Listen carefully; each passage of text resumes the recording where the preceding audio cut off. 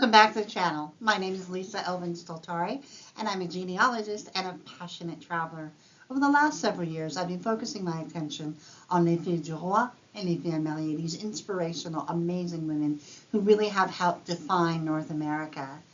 And today we're going to be looking at a fille du roi and getting to know her story a little bit better.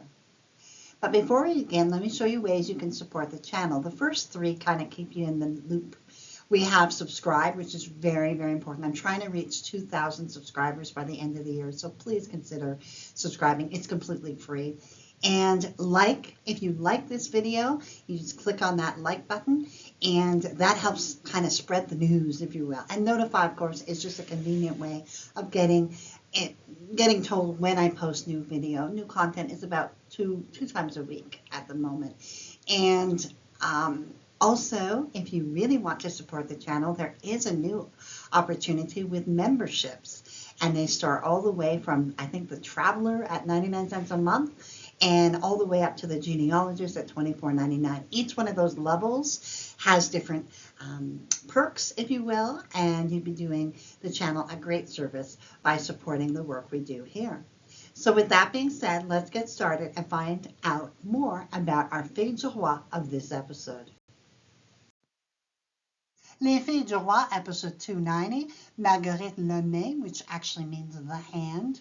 This request came to us from a viewer, but when I looked in my files, there's that boy next door. This was his great-grandmother as well. And when I looked a little bit deeper, I saw that one of my teenage best friends and young adult best friends, this is also her great-grandmother. So let's have a look at Marguerite's life and her story.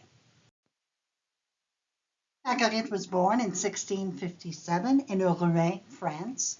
Rouen, France is part of the Normandy region, and inside of that region, Rouen is found in the Seine-Maritime département, and Rouen, of course, is one of the capital of the Normandy region. Now, her parents were Jacques Lamain and Marguerite Lamain. She was baptized in the Saint Vivien Church, and it's the only church in Normandy to be devoted to Saint Vivien, whose relics were brought to Rouen in 1459. The church is also noted for having 3 naves. The church was built in 1358 and enlarged in the mid-15th century. Now, Rouen is a city on the River Seine. It's the capital, of course, as I mentioned. It has an amazing historical story, and it was at one time the largest city in medieval Europe. It played a prominent role in both English and French histories from the 11th to the 15th century. Joan of Arc, the famous heroine, was tried and burned alive here in 1431 in this actual area. Rouen is a city of cultural and educational significance. The University de Rouen at Normandy is such an incredibly prestigious institution located here as well. And it was from this area that the Statue of Liberty sailed in June of 1885. Marguerite would come on La Nouvelle France, arriving in Quebec on July 31st, 1670. Remember, she's about 13 or 14 years old at this time. She comes to us with a dowry of 300 pounds and worth 300 pounds, and she will be given the king's gift of 50 pounds at her marriage. The groom that she would select and who would select her, his name was Michel Rognon de la Roche, and he was born 1639 in Paris, France. His parents were Charles Rognon and Geneviève Le Parmentier. He is born in a section of Paris known as the Premier Arrondissement, the first arrondissement, and it is found in that arrondissement, the section, if you will, is the Church of Saint-Germain-l'Auxerrois.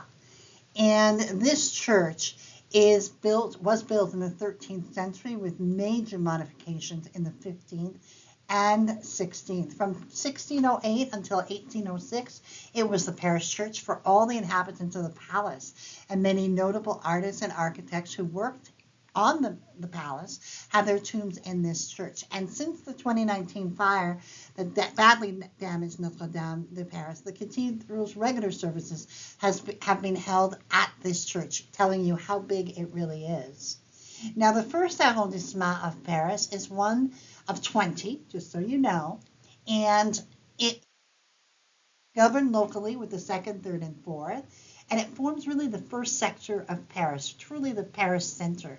It's also known as Le Louvre because this arrondissement actually has the Louvre right here. It's principally on the right bank of the River Seine, and it also includes the west end of the Ile de la Cité. That locality is one of the oldest areas in Paris, the Ile de la Cité, having been the heart of the city when the Romans conquered it in 52 BC. So you can see that he comes from this incredible area. Even back then, it was an incredible area. So Michel would arrive, as so many did before, with the Carnière soldiers. He was part of the Monté Company, and he arrived here on the 30th of June, 1665. So on September 14th, 1670, Michel and Marguerite were married in Quebec City. So remember, I told you she arrived on July 31st.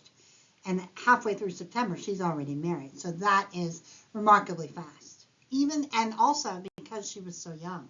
So that's just an unusual situation. The family would settle at Neuville, one of my very favorite places in all of Quebec. It is a village on the north shore of the St. Lawrence River. It's just west of Quebec City. I stayed there for a couple of days in 2023. Just absolutely adored it. It was founded in 1684, and it remains exactly as it was. That picture here on your right, it really does, you know how some pictures are just fanciful? This really looks like it.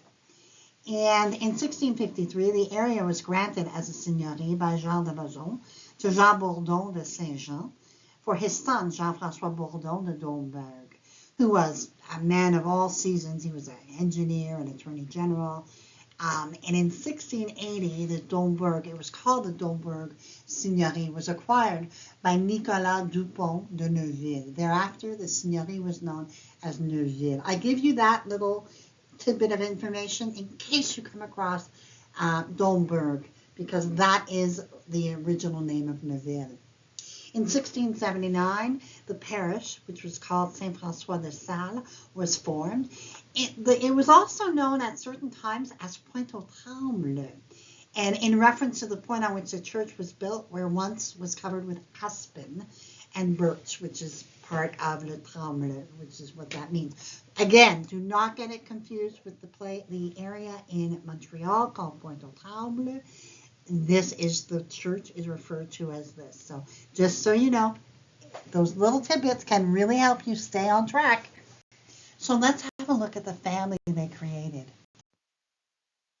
They would go on to have 6 children.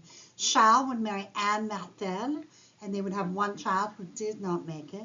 Anne's mother was Marguerite Lamain, a fille du roi, who we profiled in episode 134. I posted the link for you as well. He then married Charlotte Huot and would have 4 children, only one who would survive.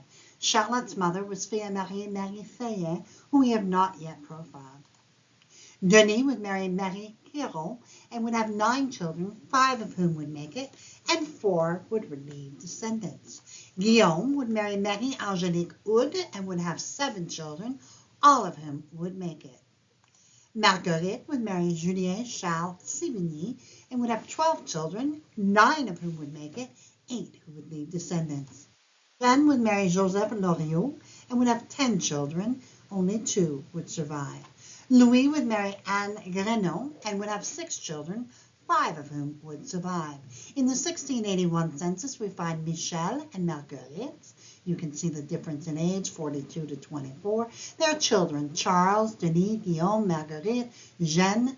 I think it's remarkable as well that all the children survive. That is really strong stock. 1 gun, 3 bêtes à cornes, that is 3 goats or 3 deer, anything with a horn, and 12 enfants, voilà, about 9 acres of land. Michel would pass away very suddenly at the very young age of 45. He and Marguerite would have been married a mere 14 years at this time in 1684. Next groom that she would marry, his name was Pierre Mercier, and he was born in 1653 in a place called Saint-Denis-la-Chevache. His parents were Gabrielle Mercier and Perrine Quadrelle. And he is from the Pays de la Loire and the region, and you can see it circled there. And then we also have the département, which is Vendée. Today there's about 2,500 people that live there. A very brief history of Saint-Denis-la-Chevache. It has extremely ancient roots, with its name reflecting its patron saint, Saint Denis, possibly local geographic features because of the name Le Chevache. I wasn't able to find what that meant. The French wars of religion in the 16th century brought religious tension to the region as Protestants and Catholic people clashed, leaving their mark on this community. However, its most defining historical moment came during the Vendée Wars of the late 18th century, after Pierre's time, and it was a pretty strong-willed place, and they were really resisting the revolution. So this is kind of an interesting kind of take on, oh, maybe these people are really independent-minded, if you will, and perhaps that's what Pierre brought into the world with him, you know. And we see the historic Church of Saint Denis, which still stands, and it's got a big history, this place. It may be small, but it's got a very, very big history. Not certain of when Pierre would arrive in New France. We know that his profession was one of miller, and so this is what he brought to the table, if you will. So let's have a look at when they got married. And so, as is often the case in colonial times, the first husband would have passed away November of 1684. By January of 1685, a second marriage is taking place. This may seem, incredulous in our times, but remember, they absolutely needed to have a man be able to help them with either the farming, the children, the estate. All of that was critical, and women in those times absolutely needed to have that support. They were going to have 8 children. Guillaume, their firstborn, would pass away in infancy. Honoré would also pass away in infancy. They are both twins, by the way. We have Antoine, who married Angélique Millet and would have 11 children, 7 of whom would make it to adulthood. Marie-Françoise would also pass away in infancy. Pierre would die at 2 years of age. Joseph would die in infancy. And then Pierre, who married Louise Latrelle, but as far as I could tell, there were no descendants. Please let me know if I'm in error for this information. And then we have Thérèse, who also passed away in infancy. So this is very different than her first family, but there are descendants from this line as well. Pierre would pass away at age 60 in 1712. He and Marguerite would have been married about 27 years. Marguerite's death record is not available, but we are fairly certain that she would pass away after the age of 57. She would leave us with 94 descendants as of 1729. Marguerite was, again, another special one to do, coming here so young at the age of 13 and being able to withstand the loss of one husband and then remarrying, creating families, and obviously being very much a pioneer at Neuville. We are truly grateful for her contribution and for her ability to stand firm and fast to her family and to make certain that her descendancy continues. She left us with a descendancy of 94, and it is still growing. So thank you so much, Marguerite, for your gifts, and we are truly blessed that you came to our shores. I also want to thank my patron supporters and subscribers. Thank you, all of you, for truly being the wind beneath my wings. And with that being said, I will see you on the next episode of Les Filles du Roi. Until then, au revoir.